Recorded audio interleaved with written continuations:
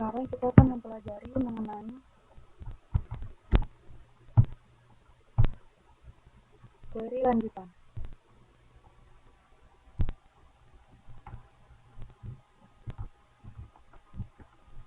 Subquery adalah statement select yang dilampirkan sebagai klausal dalam SQL statement yang lain. Seperti pada contoh, biasanya kita menggunakan main query saja, yaitu select, from, where. Namun, kita bisa menyisipkan subquery, yaitu main query sama seperti main query, hanya saja diletakkan di dalam kurung setelah klausal where. Seperti pada contoh, yang ini merupakan subquery. Subquery mengembalikan nilai ke main query. Subquery digunakan untuk menyelesaikan persoalan di mana terdapat suatu nilai yang tidak diketahui. Seperti pada contoh, subquery mencari gaji yang employee ID-nya adalah 149. Kemudian baru dibandingkan dengan salary yang ada pada main query. Subquery pada banyak kolom. Pada subquery banyak kolom, tiap baris dari main query dibandingkan dengan nilai dari subquery multiple row atau multiple column. Berikut ini contoh pembandingan dengan banyak kolom dan baris.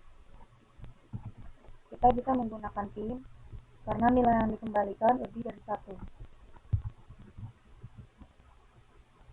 Pembandingan kolom dalam subquery banyak kolom bisa berupa pembandingan berpasangan atau tidak berpasangan.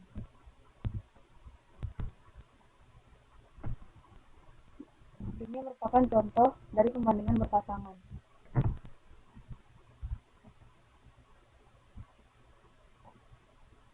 Dan ini adalah contoh dari pembandingan tidak berpasangan. Query juga bisa diletakkan di dalam klausal from untuk membentuk tabel temporer. Query semacam ini dikenal juga dengan istilah inline view karena tidak membentuk objek database. Ekspresi scalar subquery adalah subquery yang membalikan hanya satu nilai kolom dari satu baris. Scalar subquery pada standar SQL 92 hanya terbatas pada select statement dan daftar value dari statement insert.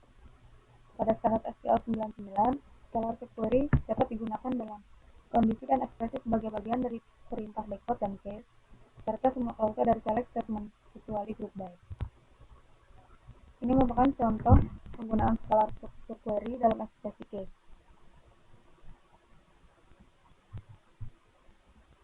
Dan ini dalam klausal order by.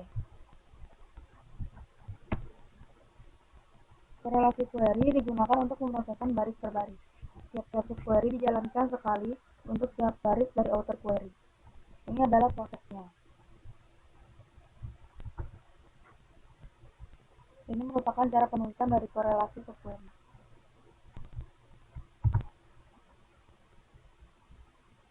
Dan ini adalah contoh penggunaan korelasi subquery. Setiap saat baris dari outer query diproses, maka inner query dievaluasi. Korelasi subquery juga dapat digunakan untuk mengupdate baris pada satu tabel berdasarkan pada baris tabel yang lain. Korelasi seperti itu dinamakan dengan korelasi update. Berikut cara penulisan korelasi update.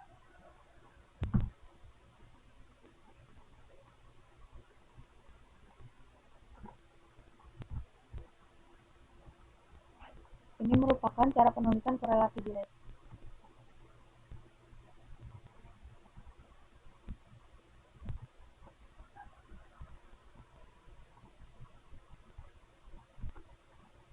Penggunaan operator aktif dan not aktif.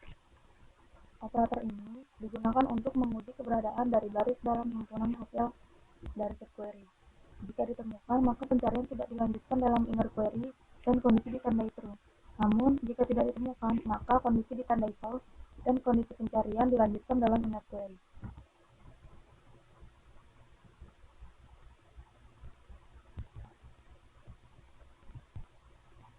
Kemudian penggunaan klausal with. Dengan menggunakan klausal with, kita dapat menggunakan blok query yang sama dengan yang sama dalam statement select pada saat terjadi lebih dari kali dalam kompleks query.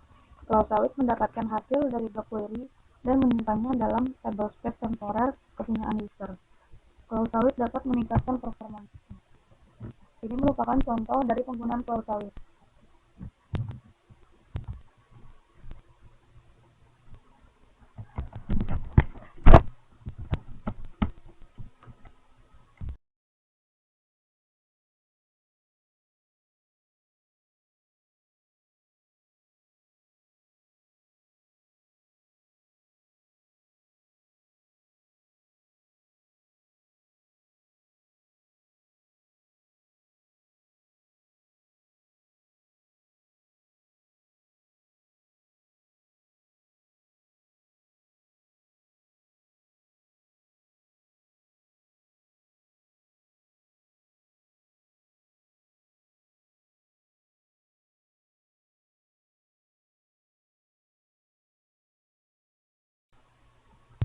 Sekarang kita mengerjakan latihan soal.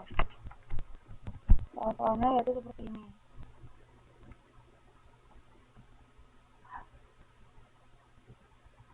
Dan ini adalah jawabannya.